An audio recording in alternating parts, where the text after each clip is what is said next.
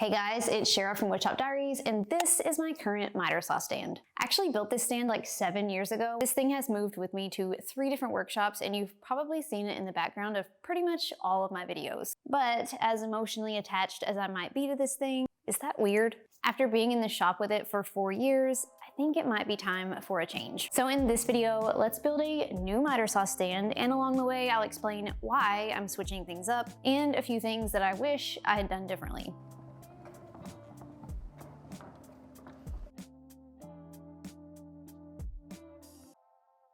This video was sponsored by my friends at Craig Tool. To get started with this project, I grabbed some 2x4s to build the base. One of the main things that I'm changing with this stand is the size. When I built my original miter saw stand, my shop was smaller and I added fold-down wings on each side. They folded up when I needed extra support and down when I didn't. So the stand itself was only about 60 inches wide. But since I've moved into this shop 4 years ago, the wing on the left has stayed raised, which is fine, except that the space underneath it is practically useless. So this time I decided to make my stand longer to add additional storage under the supports. So I assembled my base with pocket holes and screws to a full 2 foot by 8 foot size. But if you don't have room for a stand this big, you can simply adjust the base size to whatever size that you do have room for. This project is very much customizable. Once my base was assembled, I set it aside and started cutting down my 3/4 inch plywood. To save a little money, I used what they called utility plywood at the store. It was about $20 cheaper per sheet than my usual birch, but I'll be honest, in hindsight, I wish that I had just spent the extra to get birch. This stuff works fine, it's just not very pretty. I ripped my sheets into strips with my Craig circular saw and rip cut. Then I cut these strips to length with the Craig AccuCut. If you didn't know, Craig has come out with several new tools lately, including a new line of power tools. You'll see several throughout this video, and I have linked all of them in the video description below.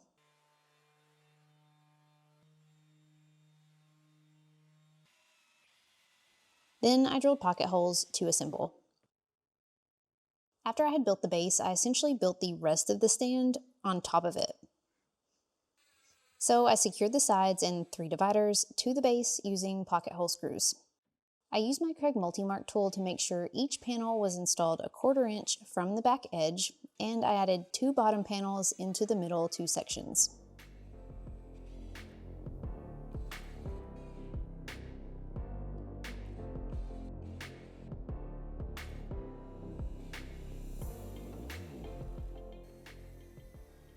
Then I cut another piece of 3/4 inch plywood for the top.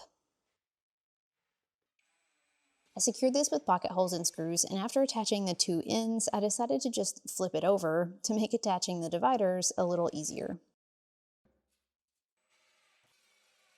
Now at that point, while it's upside down, I should have gone ahead and added the caster wheels, but I had ordered them and they had not arrived yet. However, this is the point where I decided to cut and attach the 1/4 inch plywood back panel. And in hindsight, that was not a great idea. One of the reasons for not adding the back panel just yet is because now I need to drill shelf pin holes into one of these cubbies to add an adjustable shelf.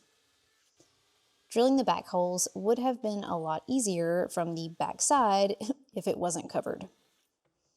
Instead, I had to crawl into the opening with my Craig shelf pin jig and make it work. 0 stars, do not recommend. At this point, I went back to my workbench to cut some more plywood. This time for the drawer fronts and the door that I plan to add. I wanted to cut these with a continuous grain pattern, so after ripping my sheet to the height that I needed, I cut off a section for the right drawer fronts, then I cut off a piece for my door, then I cut off a piece for the left side drawer fronts. Had this been birch or maple or even pine plywood, the grain patterns would match once they're installed. But to be honest, with the utility plywood that I'm using here, you can't really tell. So this wasn't really necessary, but it was a neat thought. I labeled and set the drawer front pieces aside for now, but I went ahead and used my Craig concealed hinge jig to drill hinge cup holes on my door.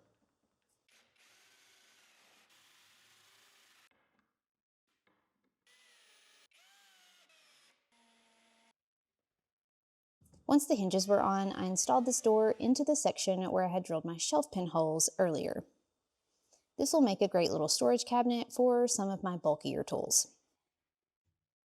I think I'm going to go ahead and install the compartments that'll sit on the top of this that'll support on each side of the miter saw. So in order to put those on, I need to take the miter saw off of my existing stand so I can set it on here and get everything level. I feel like this is like the end of an era. My miter saw has not been disconnected from what is everybody doing? It has been screwed onto this stand for 7 years.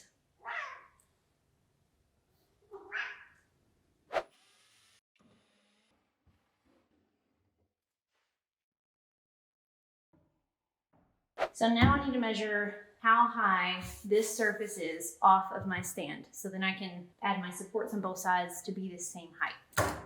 So it looks like this is 4.5. I ripped 5 pieces of 3/4 inch plywood to just a hair over 3 3/4 inches. Then I cut a piece of plywood for my right side support.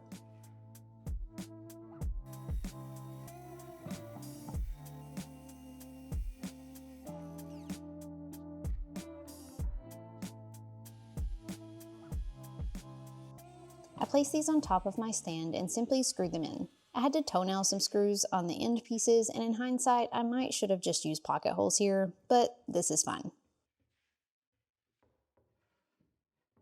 Attaching these pieces would have been much easier if the back wasn't already on, so there's reason number 2 that I should not have added it yet. One of the other big changes that I'm making to this stand versus my old one is that I wanted the supports on each side of my saw to go on top of the stand, not be integrated into it. For example, on my old stand, the sides were solid all the way up, so if I ever decided to change miter saws and I needed to adjust the height, it would be challenging to change. So for this one, I installed the entire top section separately, so that way if I ever decide to change things up, I can just remove these strips and adjust them as needed to match the height of my new saw base. So I cut these pieces slightly over 3 3/4. These are pretty even. I'm gonna wait till I get the casters on it and like roll it over here into place before I shim up anything, but I think I'll end up having to shim up this side of the saw just a tad, which is good. Kind of want these to be like just slightly higher than the top of the saw.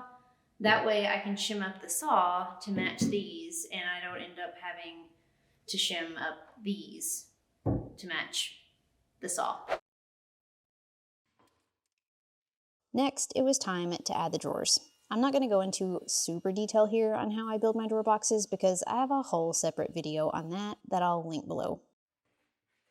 But basically, I cut down 3/4 inch plywood strips to build 5 drawers for the left side of my stand. I cut 3 narrow strips to make 3 shallow drawers, and then I cut 2 wider strips to make 2 deeper drawers. I cut 1/4 inch dados into the sides to install 1/4 inch plywood bottoms into and assemble these boxes with pocket holes and screws.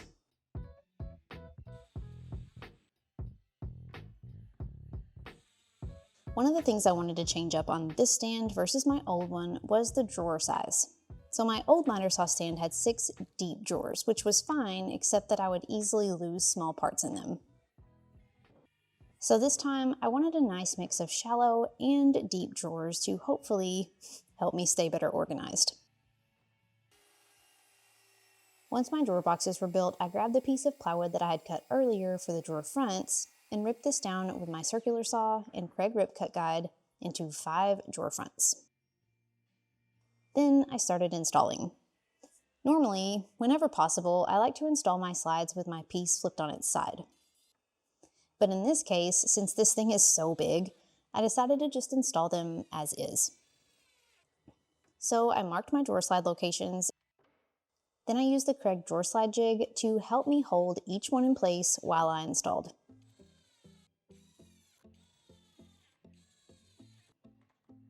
And once again, this would have been easier if the back panel wasn't installed, so there's reason number 3 not to install it just yet.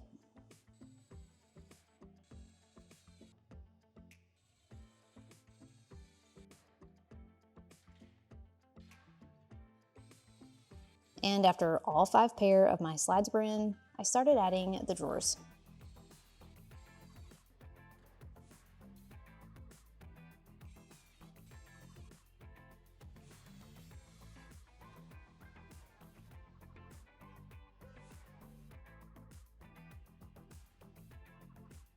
Then finally, I added the drawer fronts using screws from the inside of each box.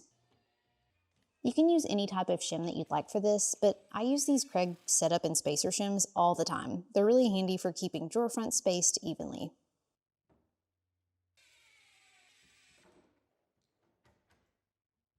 Once the shallower drawers were in on the left side, I repeated the exact same process to add 3 deep drawers on the right-hand side.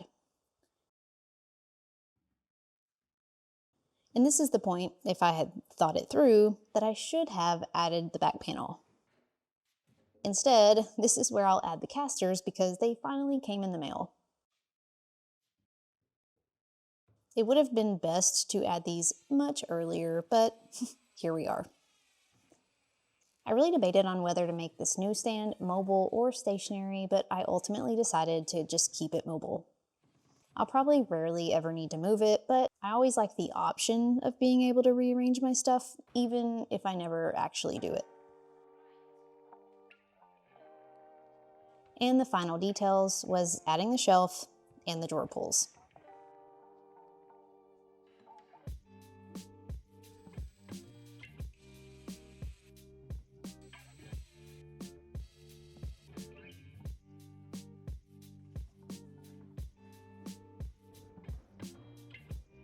Now I could place my saw on the stand.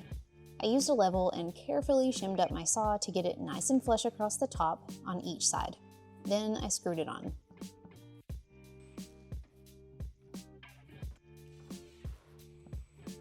And now this stand is ready to be rolled into its spot and put to work.